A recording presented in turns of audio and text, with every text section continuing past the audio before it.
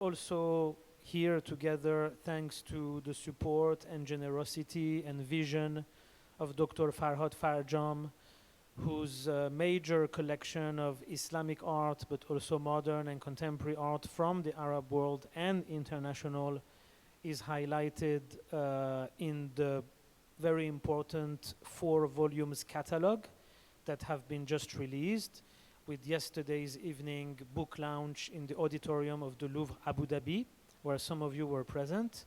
And our speaker today, ندى Shabout, is also part of the researchers and art historians who have a deep knowledge of Arab modern art, but also contributed to Dr. Farjam's catalog by writing essays, extensive essays, and by her overall scholarship in the field for many years now. She is definitely one of the founders of this ground of Arab modern art scholarship and research. So I'm honored to be with her today, because I personally did only, let's say, 10 years of research on Arab modern art, and ندى Shabout's writing and research was always a true inspiration for me, especially for Iraqi art, of course, but not only. So it's also important to say that ندى, as an art historian and scholar, also contributed from a very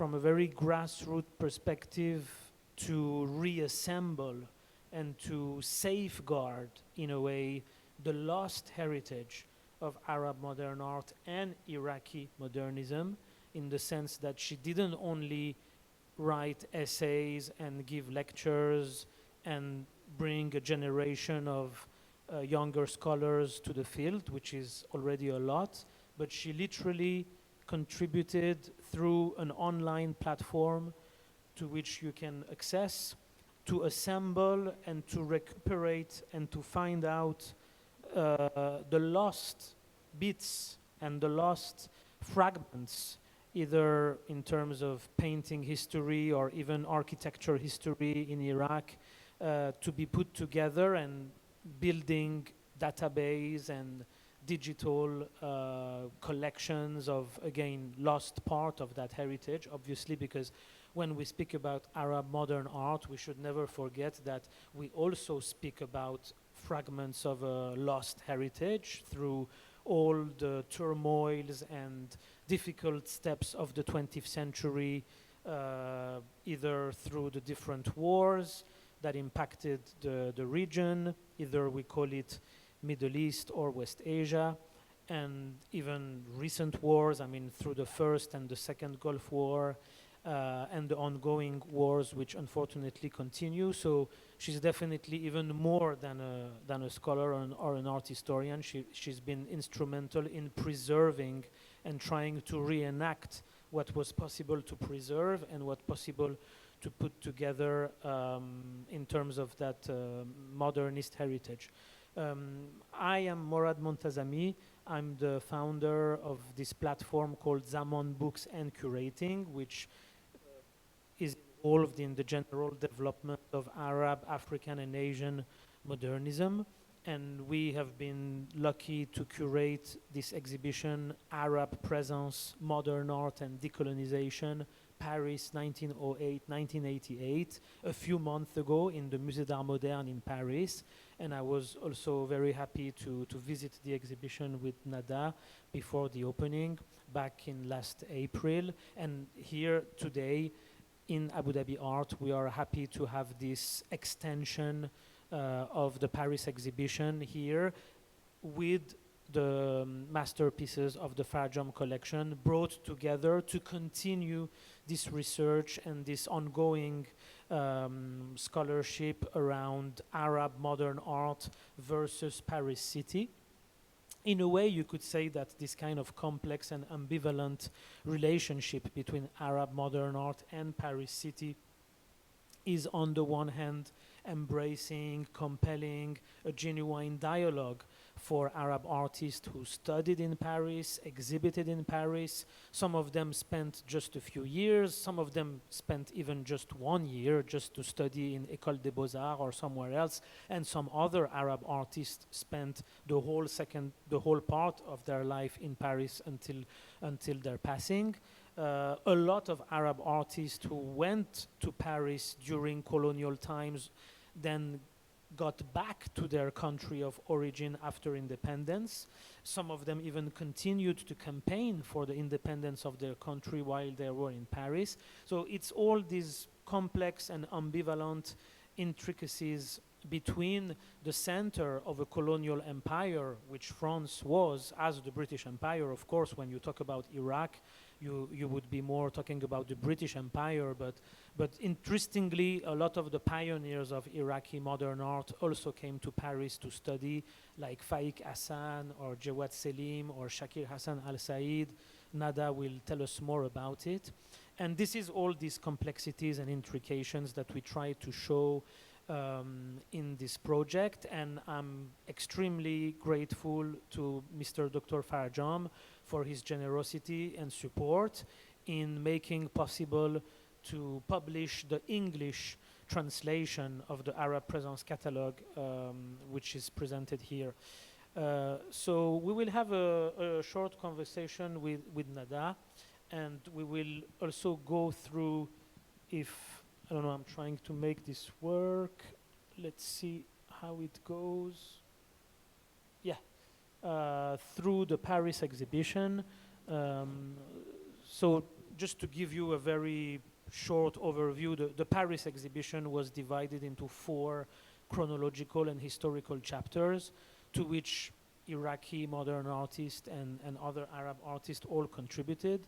So the first chapter was the Nahda, like this idea of the Arab cultural renaissance, or between Arab cultural renaissance and Western influence from 1908 to 1937, involving a lot of Egyptian nationalism and Egyptian nationalist platform, like the Paris Exposition Universelle of 1937, in which Mahmoud Said, Mohamed Nagy, and Mahmoud Mukhtar were included.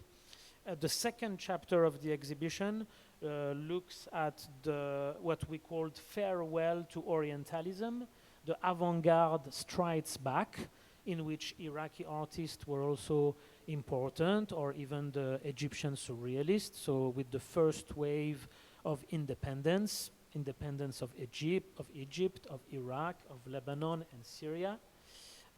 Egyptian artists like Inji Eflatun, for example.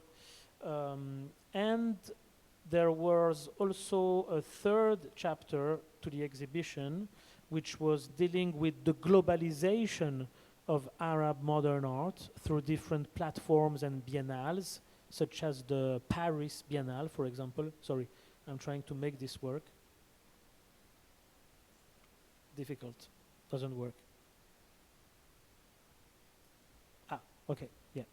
So here you can see, for example, a blow-up reproduction of a photograph of Gamal Abdel Nasser and the rise of Pan-Arabism and Pan-Arab ideas and ideologies, to which different artists contributed, and obviously the Iraqi context of the end of the 50s with the end of the monarchy in Iraq was also in continuity with the rise of Gamal Abdel Nasser in Egypt.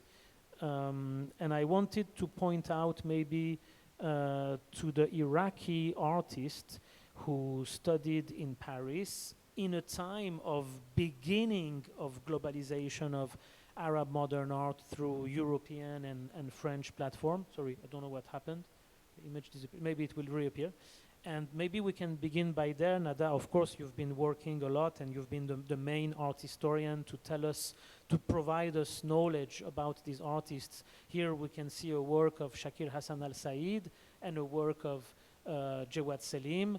They were not the first one to study in Paris, because one of the first one was Faik Hassan, who arrived in the École des Beaux-Arts in the 1930s. So maybe I can just begin by asking you what role this relationship to Paris and this so-called centrality of Paris as a world capital of the arts, because it's also a fairly debatable statement, I guess, to say that Paris was this world capital of the arts. Still, what role that relationship between these Iraqi artists and Paris city played in your research, and at what point did you encounter this crossing between Iraqi pioneers of modern art and Paris city?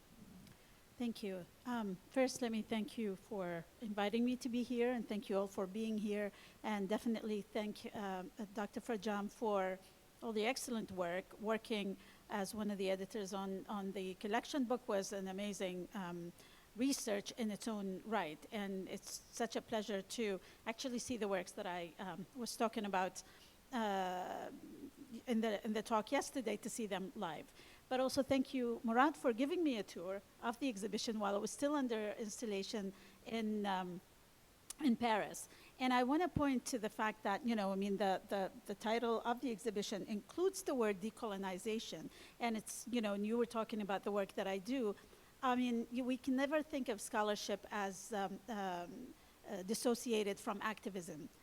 It's not even, acceptable in these days and age. We used to, as we were trained as art historians, we were told that we needed to be disinterested scholars. We just spoke of the work of art. But of course, we understand that this is impossible to start with, but also it's necessary to include activism in everything that we do today, because we do need to decolonize the canon, the history, and speak of the role of those artists, and question the centrality of Paris as the center for the arts. So, and of course, in the sort of a quick run that you just gave, Morad, we know that the Egyptian artist relationship to France, for example, is completely different than the Iraqis' relationship to France. And also because if we look at the development of modernism around the region, we can think of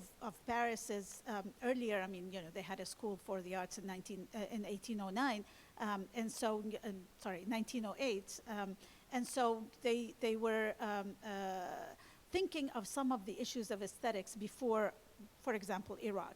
But also it made a difference that the school in Cairo was run by Europeans, and mostly French, who were the professors and the teachers of the artists, as opposed to the Baghdad Art Institute that was actually completely run by Iraqis, with the exception of, for example, sculpture professor who was from Cyprus, who saw an ad in London that they were asking for professors to go to Baghdad, and he thought, I'll go try it for a year or two. He ended up being a true Iraqi. He even speaks Iraqi, Valentinos, and he was a teacher of Jawad Salim, for example, as well.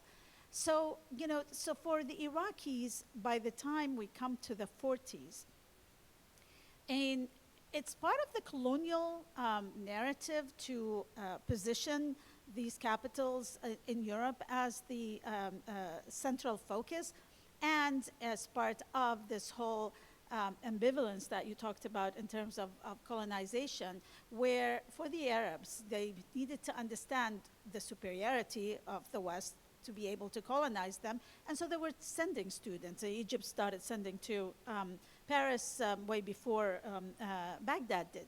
And so the Iraqis, however, the relationship with France is shorter. Fayek Hassan went there, stayed there for a while, married a French woman, and, eventually continued the relationship with France.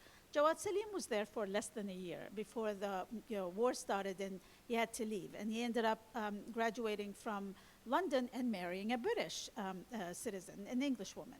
And so, and then Shakir Hassan, who, as opposed to, for Fayek, for Jawad, and for Jamil Hamoudi, and for the others who went to Paris, they were at a foundational years of learning.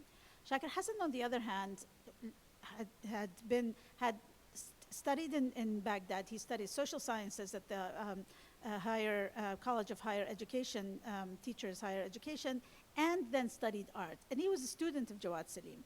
And they had formed the Baghdad Group for Modern Art in 1951 before he went to Paris. So when he went to Paris, he went from a completely different vantage point than Jawad did. And his personality specifically, and Jawad was a very sort of cosmopolitan, very dandy, played the guitar, was a member of a guitar club in the US, and so on. Shakir was not. And so what he learned from Paris is very sort of ideological. But he also was a much deeper. I just recently went through a lot of his journals, and I mean, the man was obsessed with everything. And he wrote down everything, he translated things. You can see the notebooks when he was learning French, but he thought of everything that he saw deeply. He digested everything that he saw. So his relationship with aesthetics, were built on an understanding that started with him before he left. And he understood also the heritage, his own heritage, that he was seeing at the Louvre, for example, as a way for him to develop further ideas. So, different ways of engaging with the city. It's also interesting, I mean, Jawad Salim, I think, was working in the Baghdad Museum of Antiquities at some point before emerging as a major artist and someone who then would gather people around the Baghdad Modern Art Group. Can you tell us a bit of that context before they arrive in Paris? Because I know Jawad has a very interesting history, either with the Baghdad Museum or with the Iraqi context. And as you said, he remained for a very short time in Paris. I don't know how much it even influenced him or not. I mean. So, I mean, it's really very interesting that, I mean, because Jawad went to Rome at first, and because the war started, he went to Paris, and then the war started, included France, so he had to leave. And in Paris, he was prepping to get into the Beaux-Arts. And so he was walking around the city a lot and seeing things. And in fact, he was touring France before he left. So he was an observer. Now, in between, I mean, as a student and as before the period between Paris and London, because war was at full scale, he was in Baghdad, and he was working with many of the other artists at the Museum of Antiquities. So, Sata al-Husari, who was a Syrian Arab nationalist who was the head of the Antiquity Department and in the Education, Ministry of Education as well, was very careful to make sure that the Iraqi artists understood their heritage, understood their position in the Arab world before even going to Europe. And he kept in contact with them, and the minute they came back from scholarships, he also employed them in different places. So Jawad and many of the other artists were working at the Museum of Antiquity and studying, restoring, sketching, and learning Mesopotamian heritage. Because, I mean, this is part of what the colonial legacy is, that the Arabs themselves living in the Arab world were disconnected with their own heritage. I mean, for example, everybody now talks about Maqamat al-Hariri and how important that book was for the Baghdad Group for Modern Art. But the reality is that they only saw it. They saw 5 images from it.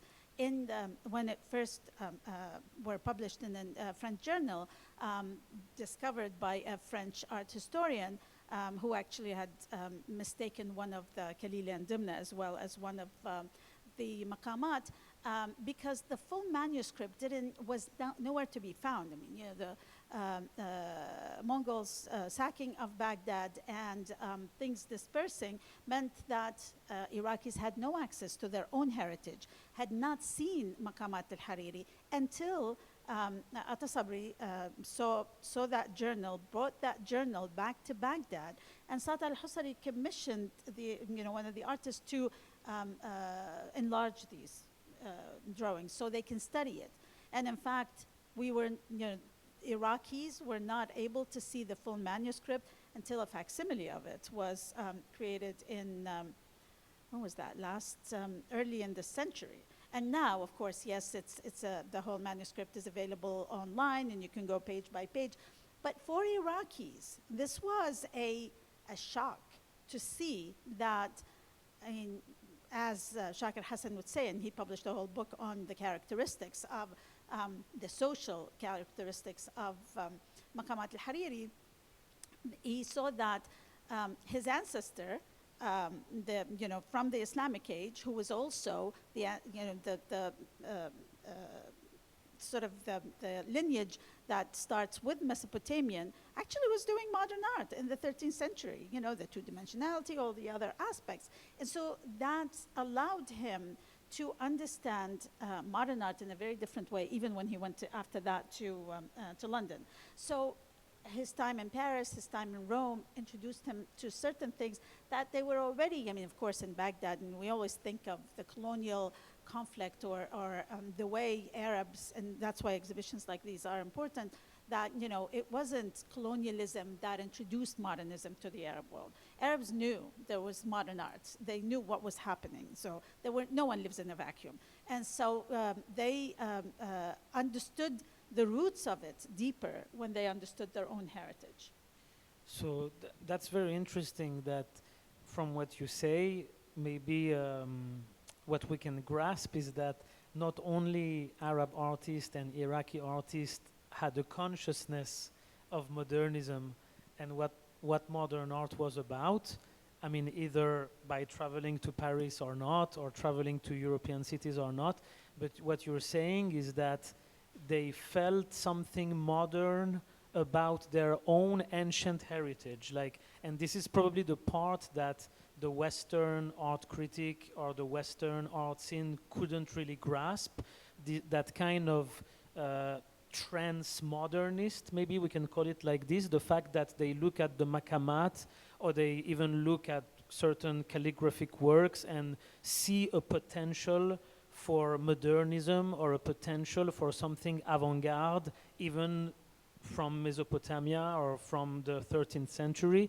Is it something that you think artists like Jawad and Shakir really pursued throughout all the time, this kind of balance or kind of crossroads between ancient art and what was considered modern, or was it just at a certain point of their trajectory? Or so, of course, actually what I'm trying to say here is that modernism, European modernism, is not European. It's actually, that's where colonialism plays a role. There would be no modernism without imperialism in Europe, without imperialism or colonialism. It is when the European artists saw an alternative to their naturalism, their window into reality, Renaissance way of painting. And by the way, and I'm going to say this in public, for the records, that apparently in China, they've always taught linear perspective not as a European development, but as something that was developed in the 10th century Iraq, that Iraqi artists of Muslim age rejected because they thought it was not honest. And so, because it's a fake creation of three-dimensionality on a two-dimensional surface, which is exactly what what modern artists say modernism is. And so, there is a lot more to decolonize before we get to, a better narrative of art history. But for, artists like Jawad and Shakir Hassan, yes, their connection to their own heritage, at first, learning these new styles like everybody else was in school, like people do today, students do today, they were trying to understand the philosophy and theories behind it, particularly someone like Shakir. He would want to understand what Matisse was thinking, and he would get to the point of that to digest all of Matisse's theories and research and understand why he does this in this way and move on to so embodies it and takes it with him. And so they saw their own heritage as also a way of their own uniqueness. They understood that, European artists saw their heritage. That's why modernism in Europe is a rupture, but modernism in the Arab world is not. modernism in the Arab world is mostly a continuity, a conscious desire for continuity that they were deprived of because of, the waning years of the Ottoman Empire, and then colonialism. And so definitely we can see this in the stylistic formulation of Jawad Salim, but we can also see it in the theory and philosophy of Shakir Hassan al-Said. In the Jawad Salim work over here, the creamer cellars, and you see the hilaliyat, the crescent shapes, something that he kind of distilled. It's informed by both Mesopotamian, Sumerian, and as well as Islamic. So it's kind of, I guess this is where I talk in some of my research about the decorative as a methodology for Iraqi artists to create this sort of very line-mediated aesthetics that is very present in their modern art, that is informed by both heritage form as well as Islamic lines. Thinking about all of this, how can we also think of debunking this line between figurative and abstraction? Because we should say that it's probably a very Western way to look at things, thinking about modern art and writing about modern art, to always have this binary thinking between what's figurative and what's abstract, whereas some of the things you were just saying also bring us to rethink that boundary or binary thinking. And some of these artists, for example, the painting from the Farjam collection that we have here of Faik Hassan looks quite avant-garde, quite atmospheric in the composition with kind of blurred lines. And at other periods of his life, you see that Faik Hassan produces very figurative work. But maybe you could comment on that, and even beyond this kind of schizophrenia between figurative and abstract in Faik Hassan, then you also have artists like Jawad or Shakir, where you feel that the line is blurred between figurative and abstract. You can almost look at it either as figurative or abstract. And there's a lot in your writings and in your book to grasp these ideas. If you can tell us a little bit. Yes, definitely. This notion of tension between the figurative and abstract does not exist in the development of the work. And they, in the binary, this sort of very Western focus, is very much based on the idea that abstract became a European invention. While we know, of course, it's one of the most ancient development of art. But if you look at the work like Shakir Hassan, and you see his earlier work, that is extremely figurative, because for Shakir, as well as for Jawad, they cared about people. This is what they really wanted to represent. And people do not leave their work, even in the work that you were saying is very avant-garde, for Shakir, because now are the traces of the people in this work. So it kind of, the idea of how to represent, or in fact, what Shakir would say, representation, it stops being the issue. It is then about contemplating the effect of humans or of people.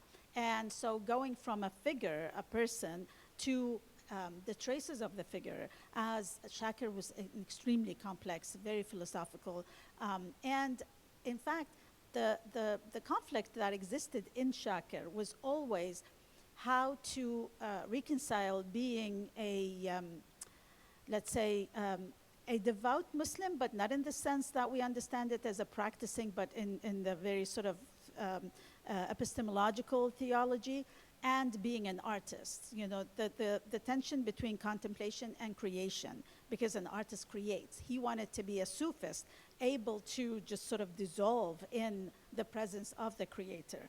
And so how to do that in his work was the main motivator, and the drive behind moving from something that is abstract into the embodiment of the human within the environment that is they represent. But that also helped him sort of practice that notion of istilham, which is sort of, invoking heritage and tradition from, connecting the past to the present, and in a way that can project to the future. You see that that work a lot more than the way that Jawad interprets that into sort of more of a decorative line. But it's the line that is always, and that's the strength of modern Iraqi art. It's that manipulation of a line to mediate different meaning in different, stylistic developments. Right.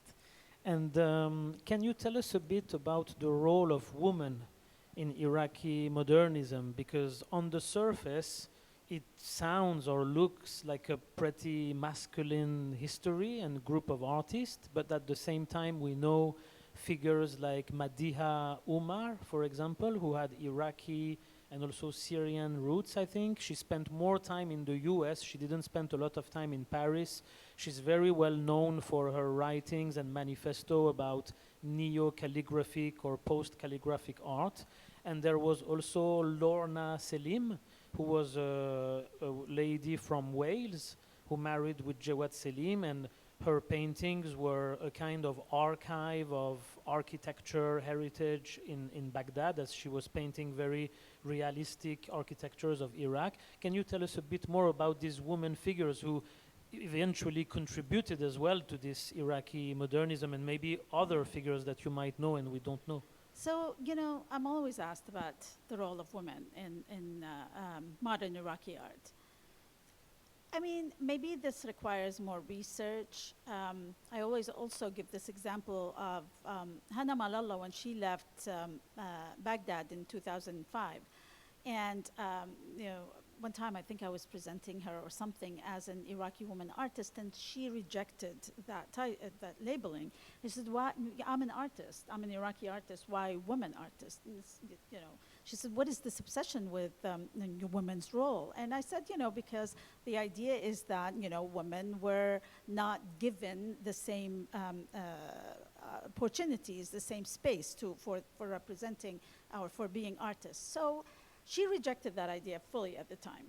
10 years later, she said, okay, maybe there is something to that. Maybe there's a structure that is masculine, not the specific details and opportunities of it. But maybe also she's now thinking in a Western way of thinking about that problem. As an Iraqi woman, growing up in Iraq, I was not exposed to an oppression of women, right? So Iraqi women were not the Iraqi women you see on TV today that seem to be extremely domesticated. I mean, Iraq had a woman minister in the 1960s who was a communist. And so, and there's a very and I should say that when I left Iraq in 1980s, Iraqi women were equally paid to men, something we do not have in the US, even till today, in 2024. So I think the relationship was completely different. I also, a mother of my friend, who is a physician, said that, they marched into it one year, they marched into the School of Medicine and said, we want to enroll in School of Medicine, and you can't keep us out. And the dean said, who's keeping you out? Enroll. So perhaps there are, of course, remnant of colonial structures that created that duality or that binary of men and women that continue to want to enforce that. Perhaps some of that existed in the modern age. Now, did women want to become artists or not? Did their parents allow them to become artists or not? Is a whole different story that speaks of what did they think about art. And so, however, on the other hand, I mean, Naziha Salim, of course, Jawad Salim's sister, was part of the group as well, and she was a practicing artist. Madiha Umar, who is Syrian-born, but lived and grew up in Iraq and then married an Iraqi, was the first Iraqi woman artist to be sent on a scholarship. And so, the government sort of, there was a structure that supported women if they wanted to. But maybe there was an equal structure that did not sort of encourage women to want to. But then, Faik Hassan, Ismail Sheikhli's wife, Suzanne Sheikhli, Lorna Salim, who actually, by the way, she was part of the Baghdad group for modern art and was producing work that was part of the group. She actually did more of the architectural paintings after Jawad passed away. So she was employed at the college, at the university architecture department, and produced those as a way of making a living, to be honest, which are, we're grateful for because they're extremely documentary. So the role of women, is not so clear. And it's not always that we have to rescue or find these women artists or have to enforce having, women artists. Modernism by its nature in Europe was a masculine thing. So, there's also some of that. But within the group and in the photos of the group, there were many women involved. Many of them were not artists. So that's, I think, something that we need to investigate much further with a different lens without thinking about that binary. Sure, thank you. Among the great collection of the Farjam Foundation, there is a good number of Iraqi artists, modern and contemporary. There is also some photography. There are the photographs of the great Latif Al-Ani, who passed away a few years ago, sadly, who was somehow rediscovered at the end of his life because they highlighted his work in a previous year's Venice Biennial Iraqi Pavilion, and the Arab Image Foundation in Beirut have been archiving his negatives, beyond the negatives that were destroyed, because Latif Al-Ani have been hired as an official photographer by the Ministry of Communication in Iraq in the 1960s. And when you look at the photograph of Latif Al-Ani of Baghdad, which has been collected by the Farjam Foundation, it really looks like a kind of golden age of Baghdad, as if the previous conflicts to the independence of Iraq and the future conflicts to do with the Iran-Iraq war, etc., have been put into parentheses, in this kind of short parenthesis of the 1960s, maybe beginning 70s, basically before Saddam Hussein arrives into power. And when you look at Latif Al-Ani's photograph, you see like triumphant modernist architecture. Also, his photographs were preserving vernacular and local earth architecture, looking at the development of mass housing in Baghdad, and also the development of educational system. Yesterday evening, during the talk at the Louvre Abu Dhabi, you showed this very compelling photo of a young Iraqi girl with a bottle of milk, and you told me that it reminds your own experience as a young girl in Baghdad. Can you tell us a bit about this broader modernization in which architecture, educational system, communication system were very quickly developed apparently throughout the 60s, and how it affected the artists that we're talking about? Because through your work and research, we know that artists from the Baghdad Modern Art Group connected a lot with architects, figures like Rifat Shadirshi and other figures like this, and there was a clear interaction between this modernizing city of Baghdad through its architecture, either with Iraqi architects or Western architects invited to build in Baghdad. Can you tell us a little bit about that? Yeah, sure. And we have to always remember that, as you said, Latif Al-Ani was hired by the Ministry of Communication, but also before that by the British Iraqi Petroleum, Iraqi British Petroleum, I don't know which comes first. And so this is ideological photography that aims to show Iraq as a modern city. And so, because in fact, you see some conflict between those images and not only reality, but what other artists were presenting. And so many of the photos that showed an ultra-modern city was devoid of people. And so that was kind of intentional. Now, the building and the British Iraqi Petroleum Company had a lot to do with that as well. And that's where the role of colonial power actually is manifest stronger, is with this sort of change of building and the style, international style. I think, we have more international style cities in the Arab world or even in the whole WANA region than Europe does, because it was rejected in Europe, but it was enforced in many ways in the Arab world and in Baghdad as well.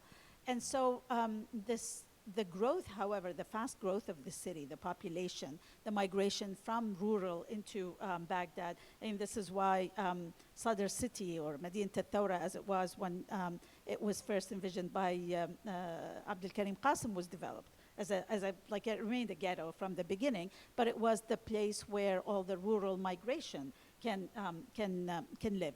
And so there were many reasons why the city needed quick building of housing. Architects were, sort of dreaming of these different plans and ideas as part of this, sort of a new language, as the Baghdad Group for Modern Art were contemplating and developing. And because this was the notion of the istilham was beyond just the visual artist. It included the architects, the thinkers, the poets, and so on. It was a new vision for the country. But during the 50s, there were very turbulent years. Despite of the fact that after the 2003 invasion, there is this nostalgic look to the monarchy of Iraq as the golden age. It wasn't really a golden age. The reason why we can think of it as a golden age is because it was an age of hope, of looking forward and thinking we can do better. In 1958, today I'm tired, I guess I'm 57. 1958 revolution, which, to some Iraqis today, they think of it as a coup d'etat, not a revolution. But people in 1958 were celebrating in the streets. Artists were painting, on cardboards and presenting it. And so there was that feel of a moving forward into better times. And this was pre the Ba'athists, and the couple of years of Abdul Karim Qasim allowed for the hope to develop further. Now, then, of course, things change, and the 70s were still not so bad, and then the 80s, the Iraq-Iran war, or Iran-Iraq war, however, wherever side you sit on from. I was reminded of that recently when I said Iraq-Iran war, apparently in Iran, it's the Iran-Iraq war. So that led into the Gulf War and Saddam and all things that have changed Iraq tremendously. But it is the hope for a better life, the hope of inventing new aesthetics, of inventing new images, of new characteristics, of understanding who we are, where all of a sudden we're a country with borders. All of these were the age of hope, but not so much really the reality on the ground. ندى, as you can see, I could go on probably for all the day asking you questions, but I don't want to exhaust you too much, and we need to have a short conversation with the audience. Maybe it's very important for me to just point out one last thing and ask you this last question, because I refer to it in my introduction. You've been working for years now on a digital platform, which is a website that archives bits of lost heritage of Iraqi modernism. Can you just, because you did it in a time when even the idea of making a digital collection or a digital database was not as obvious as today, not as relevant as today. You did it like quite a long time ago. Can you just tell us about when it came to your mind and the first impulse when you thought, I'm going to use internet and I'm going to use the digital resource as a possible platform for preserving what has been lost and what should not be forgotten? Sure, of course. The one thing that I could do after 2003 invasion of Iraq is go to Iraq. I couldn't do that when Saddam was in power. So when I went there, and after sort of getting over the shock of seeing a very different city than the city I left, seeing different people than the people I left, I looked into where is the museum, where are the collection, and the devastation of it. And because I was also one of those scholars prior to the war, pushing the American government to protect cultural heritage. And so it became obvious that It's destroyed and it needs to be sort of reconstructed because we have no images. The 1990s under sanctions killed any initiatives in Iraq. So the Museum of Modern Art, which is known as the Markaz Saddam al-Funun, were no longer documenting. But even when they documented, they would have their archive is basically names and titles and maybe a year date or not. So there's no idea, no way for you to know what are these works. There are no visuals for them. And so, that became, to me as an art historian, a very important mission, because how will we talk about Iraqi art if we cannot see the Iraqi art itself? How will we know the history and of the heritage of the country without these documents? And so, and because also I knew there was a lot of looting, and I was seeing a lot of looted work in different places of the world. And with people good intentions saying we bought it, it was stolen, we bought it, but we wanted to keep it until we can give it back to a legitimate government, which never happened, and the works continued to be lost. And there was a lot of destruction as well, and I have stories and stories to tell you about very anecdotes of things that happened. But when I was in Baghdad in 2003, actually, a person came to me and said, if you have $5,000 in cash, I can give you 3 trucks load of the looted work. I didn't have $5,000 in cash. My husband didn't even want me to take any cash with me because he was worried that, so that would be, I would be a target, and, or even any sort of personal jewelry. And of course, they wouldn't take credit card. And so but he also wanted to sell me the 3 trucks without me seeing them. And many people wanted to sell things that you couldn't see. But so that made it even more important to do that. But what I did buy were images from the photographer of the Markaz Saddam al-Funun that became sort of the base of the digital archive. Now, I tried to get funding from the National Endowments for the Humanities, from different foundations, but America had the policy of no negotiating with terrorists, and so they wanted these works to be returned on their own terms, and of course that never happened. And so I gave up on returning works. I could only talk about the traces of the work, as Shakir Hassan would say, and so tried to get the images of them. Putting them online, initially the idea was, and I had a digital humanities grant for it, was to do it as a crowdsourcing. So whoever has information can upload. That didn't necessarily succeed, but I did have people contact me saying, this work of art there, here, not really stolen, because also for legal reasons, and because the Ministry of Culture in Iraq at the time would not want to be involved or even give me copyright permission. So I own the copyright permission for everything that I have on my digital platform, became suspect. So, I say probably from the lost collection, but because, the legalities of things are vary. But that sort of became also a seed to including text and including archives of different sorts, a way for my students to be able, I can't ask a graduate student to focus on Iraqi art if I cannot provide them with material to work from. So this is sort of, the beginning of why or how this became an important platform. And of course, it continues to be even more important, because now the contemporary Iraqi artists on the ground in Baghdad are not aware of their heritage. In this exhibition that I'm working on, Baghdad Group for Modern Art, that we were talking about before, I spoke to I interviewed a couple of young artists at the moment.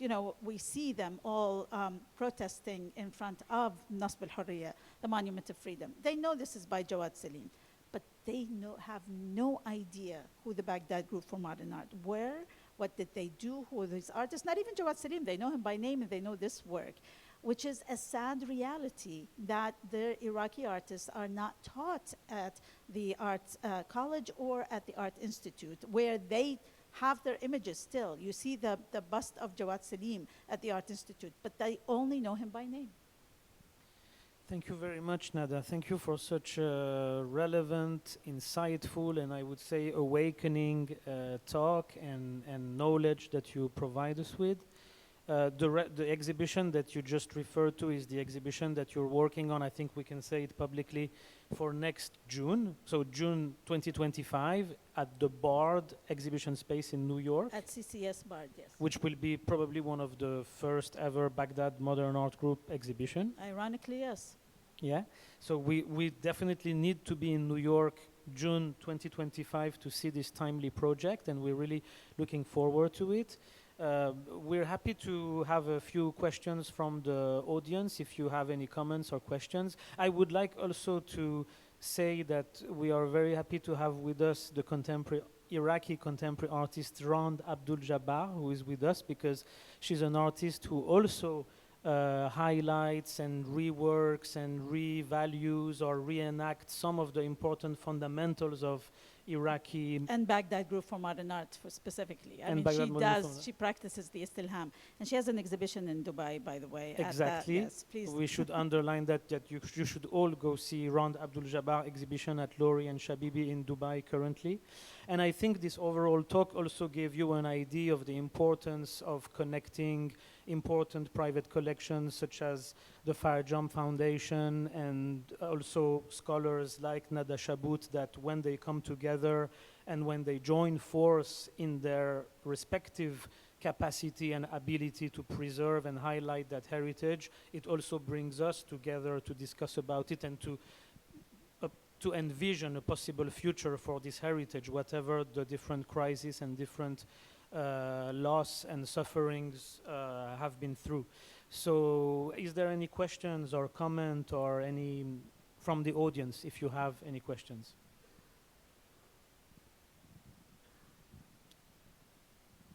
No? Ron?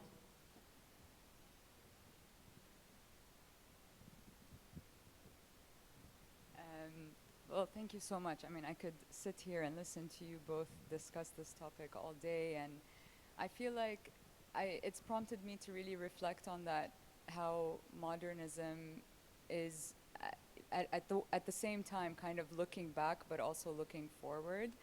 And I was reflecting a lot on your final comment about kind of young Iraqi artists in Iraq, and this is a conversation I have with them a lot as well.